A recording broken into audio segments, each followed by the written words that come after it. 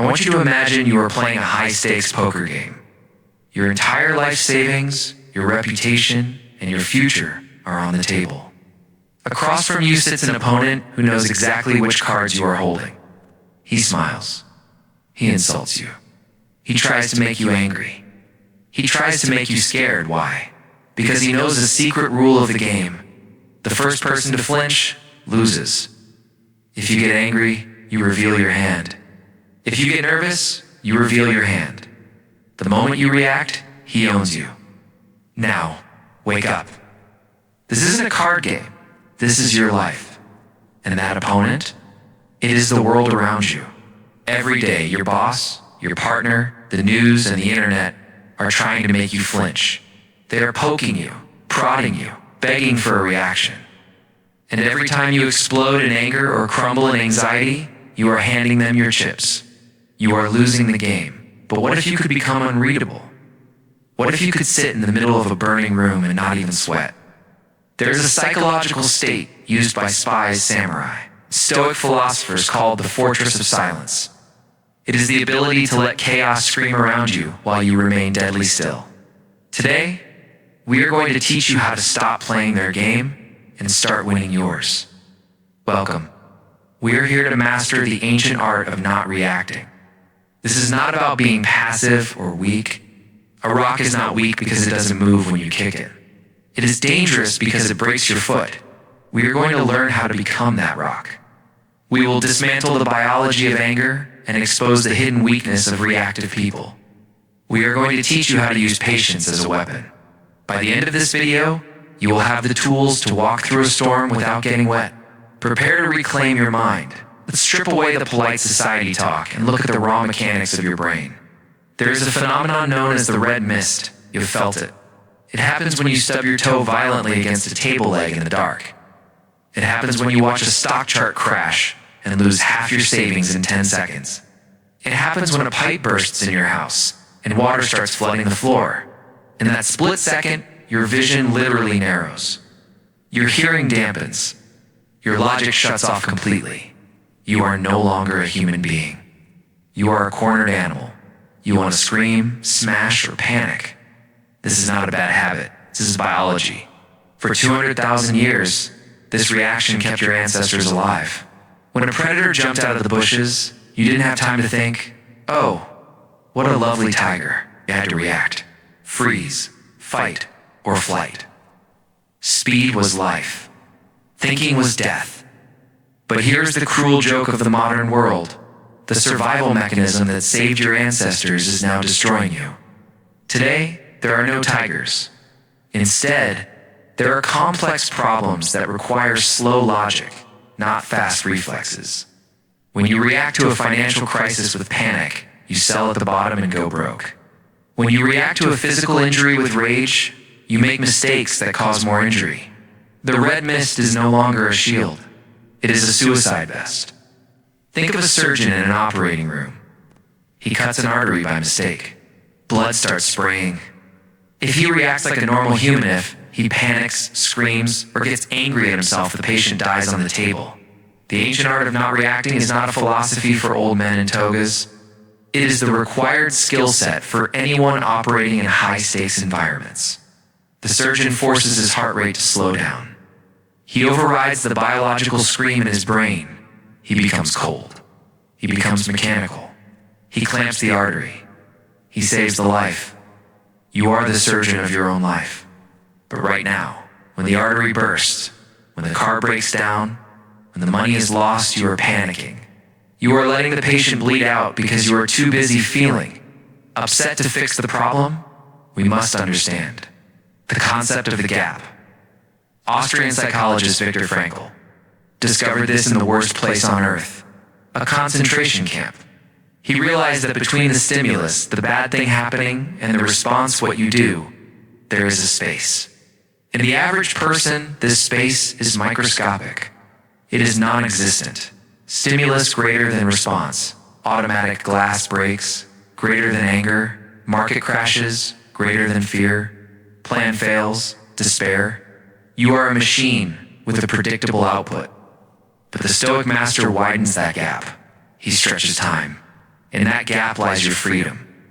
In that gap, you choose to override the software. Consider the samurai of feudal Japan. They practiced a state of mind called mushin no mind.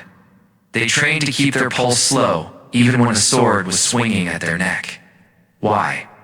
Because tension makes you slow. Anger makes you blind.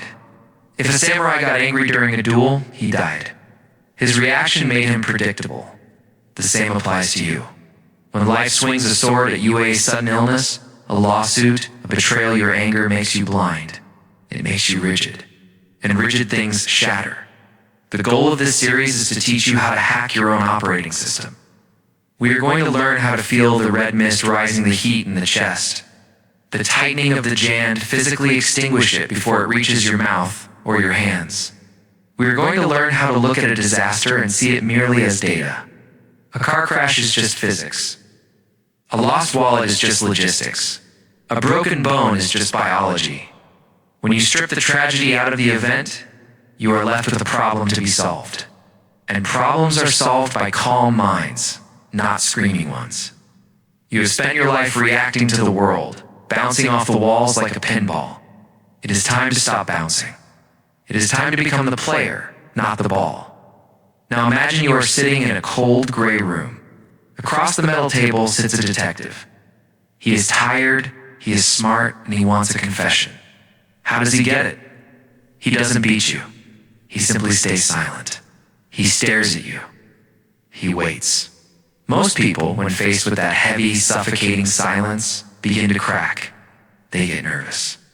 The red mist turns into anxiety. They feel a desperate need to fill the void, so they start talking.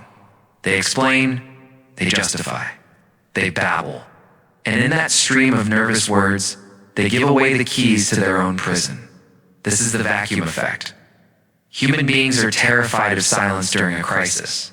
When something goes wrong, a business deal collapses, a lawsuit is filed, a family emergency strikes, our instinct is to make noise. We want to explain our side. We want to yell instructions. We want to beg for a solution. But the Stoic understands a rule used by special forces and high-level negotiators. Information is ammunition. Every word you speak during a reaction is a bullet you are handing to your enemy. When you are emotional, you are not speaking the truth. You are speaking your fear. You are revealing your weak points. You are showing exactly where you can be hurt. Let's look at a pilot in a nosedive. The alarms are screaming. The plane is falling out of the sky. Does the pilot get on the radio and start screaming to the passengers? Does he argue with the co-pilot? No. The rule in aviation is aviate, navigate, communicate, aviate, fly the plane. Fix the problem. Navigate. Figure out where you are going. Communicate. Talk to the tower. Notice that talking is the last thing they do. Most people do it in reverse. Disaster strikes, and they immediately start talking, communicate, before they've even fixed the problem, aviate. They waste precious mental RAM on words when they should be using it on action. If you are talking, you are not thinking. Asterisk, we must cultivate the persona of the black box. In a negotiation, the person who reacts least holds the leverage. If you walk into a room to buy a house or settle a dispute, and you are jumping with excitement or trembling with fear, you have already lost. You are an open book. The other side knows exactly how much to charge you or how to crush you. But if you are a black box, if your face is stone, if your voice is flat, if you speak only when necessary, you terrify them. They cannot read you. They don't know what you are thinking. They don't know your next move. This applies to real tragedies too. When you receive shocking news of death, a diagnosis, bankruptcy. Force yourself to become the black box. Do not call 5 friends to scream about it. Do not post a vague status update. Do not lash out at the messenger. Absorb the shock. Let the energy hit you and vanish into the dark. By containing the reaction, you keep the power inside the system. There's a concept in mechanics called damping. A car has shock absorbers. When it hits a pothole, the spring compresses, but the damper stops it from bouncing up and down forever. It takes the hit and kills the energy instantly. You must become a damper for the chaos around you. If a crisis happens at work and everyone is running around like headless chickens, you sit still. You dampen the panic. You don't add to the noise. This makes you the natural leader. In any room, the leader is not the one shouting the loudest. The leader is the one whose pulse is the slowest. Evolution has programmed us to look for the calmest person in the tribe when the lions attack. If you can kill your reaction, you become that person. The 3-second rule of intelligence: the smarter you are, the longer the delay between the question and the answer. Fools answer instantly. They are afraid that a pause makes them look stupid. Wisdom takes time to load. Next time you are in a high-pressure situation and someone demands an answer, or an accusation is thrown at you, wait 3 full seconds. Count them. 1, 2, 3. Look them in the eye.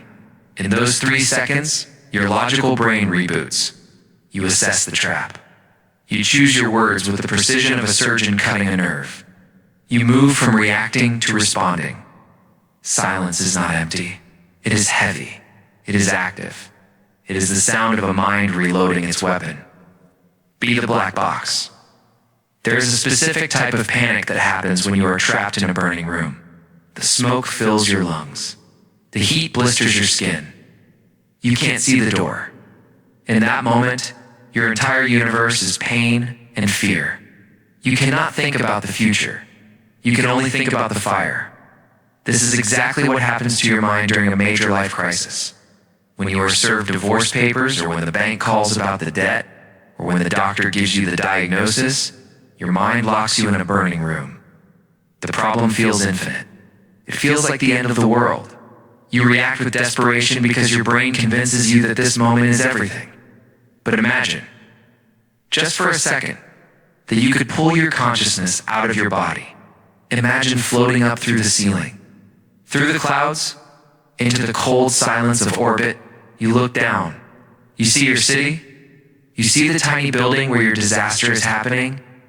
You see millions of other people rushing around, some falling in love, some dying, some fighting wars. From this height, the fire in your room is just a spark. It is invisible. This is the view from above. The Stoics use this not to escape reality, but to crush their own ego. The reason you are reacting so violently to your problem is because you are too zoomed in. You are looking at the painting with your nose pressed against the canvas. All you see is a messy blob of black paint. You think the whole picture is ruined, but if you step back 10 feet, you realize the black blob is just a shadow in a beautiful landscape. The art of not reacting requires you to be the astronaut. You must violently yank the camera back. Let's apply the time machine test. This is the brutal cure for anxiety. Think about the biggest problem you had 10 years ago. Maybe you failed a test. Maybe you had a breakup that felt like it ripped your heart out. Maybe you wrecked your car. At the time, you cried. You lost sleep. You thought life was over? Now look at that problem today. Do you care? Does it hurt? Or do you barely remember it? Here's the truth. Your current tragedy is just a future memory. In 10 years, this lawsuit, this failure, this embarrassment will be nothing more than a sentence in the story of your life. It won't be the climax. It will just be a chapter. If it won't matter in 10 years, why are you letting it kill you today? We often react because we think we are the main character of the universe. We think the universe is targeting us. Why is this happening to me? The Stoic looks at the stars and realizes, the universe does not know my name. Nature destroys mountains. It dries up oceans. It extinguishes stars. Do you really think it cares about your credit score? This sounds cold, but it is actually the ultimate freedom. If you are small, your problems are small. If you are dust, your worries are dust. When you realize your insignificance, the heavy weight of reputation and legacy drops off your shoulders. You realize that you are just a tourist here for 80 years. Why spend your short vacation screaming at the hotel staff because the sheets are dirty? We must also confront the illusion of permanence. When we are in pain, we react because we think the pain will last forever. I will never recover from this. I will always be broke. I will always be alone. This is a lie. Look at history. Empires rise and fall. Plagues come and go. Glaciers melt. Nothing stays. The pain you feel right now is moving. It is passing through you like a weather system.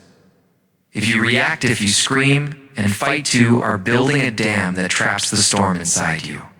If you remain still, if you zoom out to the satellite view, you watch the storm pass. You realize that this too shall pass is not just a nice quote. It is a law of physics. The practice. Next time you feel the walls closing in, physically go outside. Look at the sky. Look at a tree that has been there for 50 years. Force your brain to acknowledge a scale larger than your ego. Say to yourself, I am an ant fighting over a crumb. The crumb is gone. I can find another crumb. The colony survives. This creates distance. Distance creates calm. Calm creates solutions. You cannot fix a problem while you are drowning in it. You have to get out of the water first. Zoom out. There is a form of madness that infects almost every human being. It is the madness of arguing with history. Imagine an archer shoots an arrow.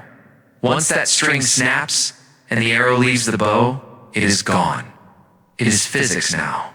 The archer can scream, he can pray, he can regret his aim, but he cannot stop the arrow.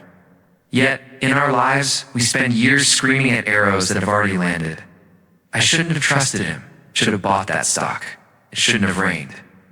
This is the ultimate waste of human energy.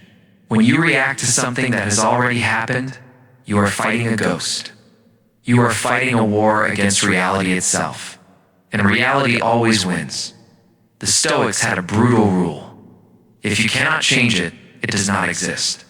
This sounds insane to the modern mind.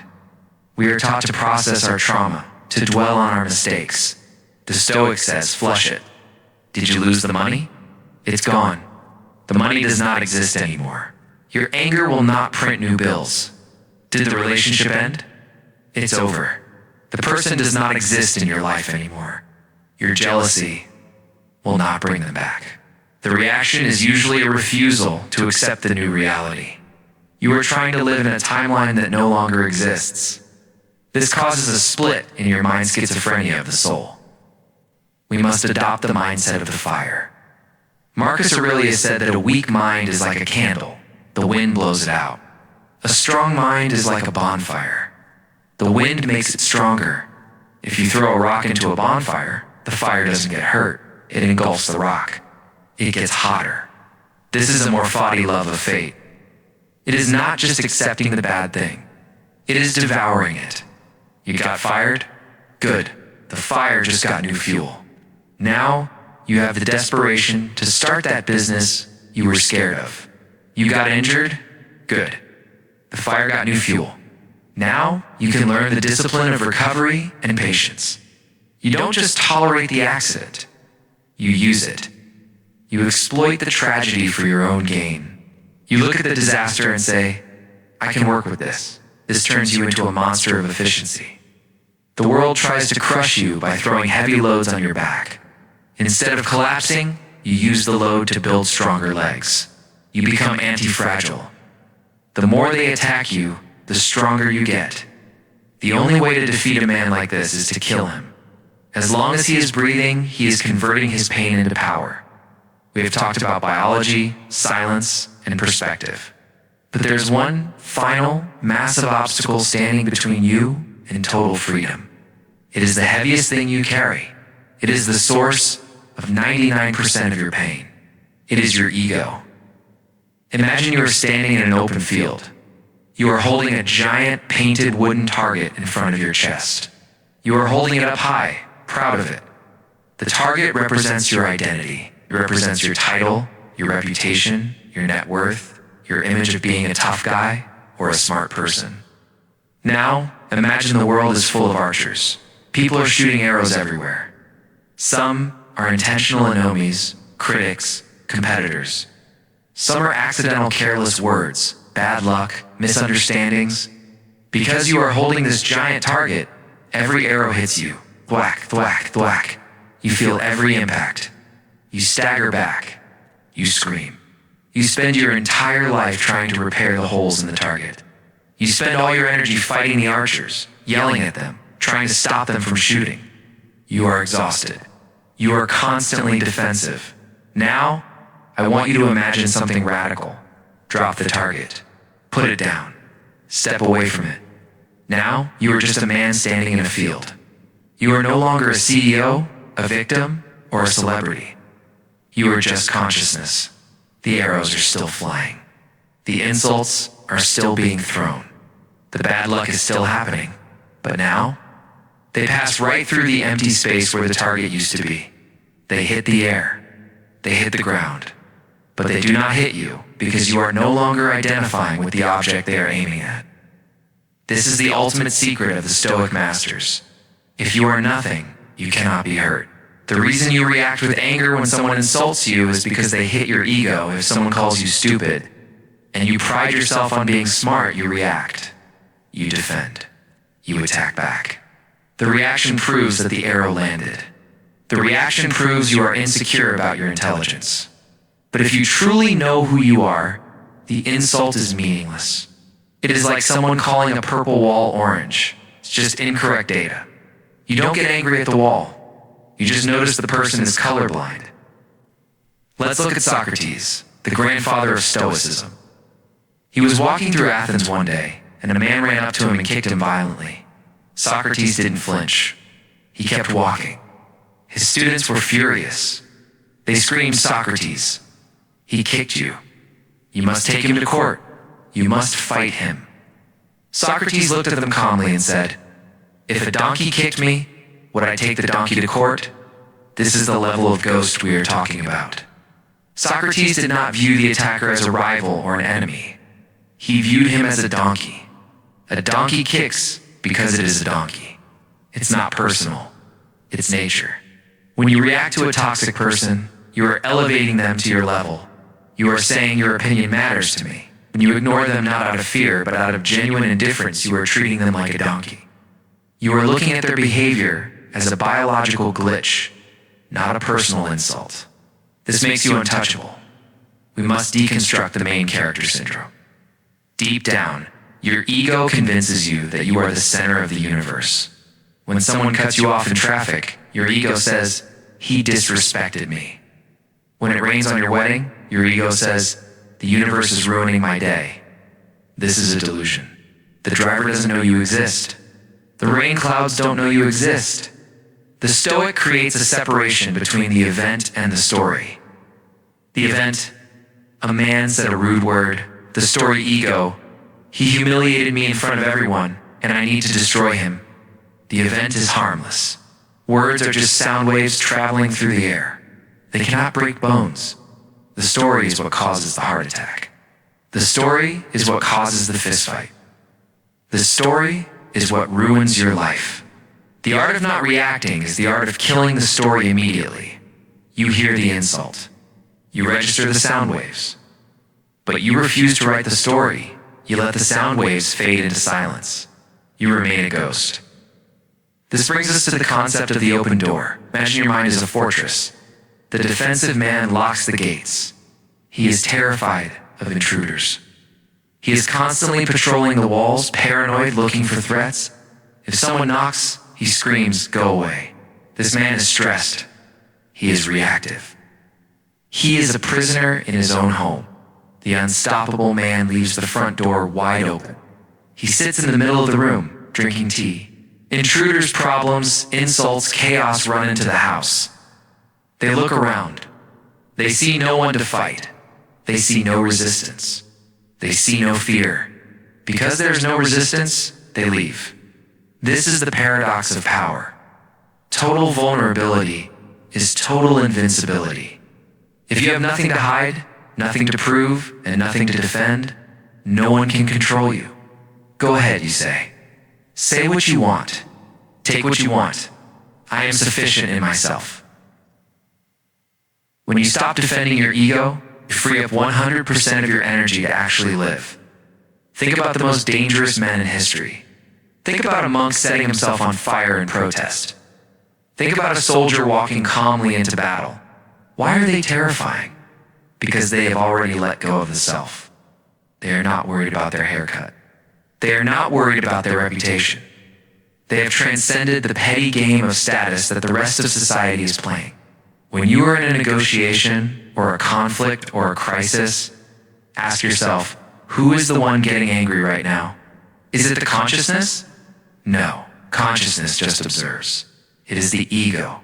It is the little scared child inside you who wants to be liked, who wants to be right, who wants to be important. Identify that child. And then gently tell him to sit down and be quiet. Tell him we don't do that anymore. We don't dance for them. To be a ghost means you are transparent to malice. When someone tries to manipulate you with guilt, it passes through. When someone tries to provoke you with aggression, it passes through. You become like the wind. You can feel the wind, you can hear the wind, but you cannot punch the wind. You cannot hurt the wind. The people who try to fight the wind only exhaust themselves. Let your enemies swing their swords. Let them scream. Let them plot. They are swinging at a phantom. You are already gone. You are already miles above them, watching the game from the satellite view, untouched, unbothered, and completely free. This is the hardest level of stoicism. It requires you to kill the part of you that loves to be offended. It requires you to kill the part of you that loves the drama. Drama is an addiction. Anger is a drug. It makes you feel righteous. It makes you feel alive, but it is a dirty high. The hangover is regret. The ghost does not get high. The ghost is sober. The ghost sees reality with crystal clarity. And in that clarity, there is no need to react. There is only the choice to act or the choice to remain still. We have reached the end of the lesson. You now have the map. You know that anger is a biological glitch. You know that silence is a weapon. You know that your ego is just a target painted on your chest. But knowledge alone is not power. Knowledge is just potential. Real power is what happens when you turn off this video. Then step back into the chaos of the real world. I want to leave you with one final question. It is a question you must ask yourself every single time you feel the urge to explode. What is the price of my peace? Every time you react, you are selling a piece of your soul.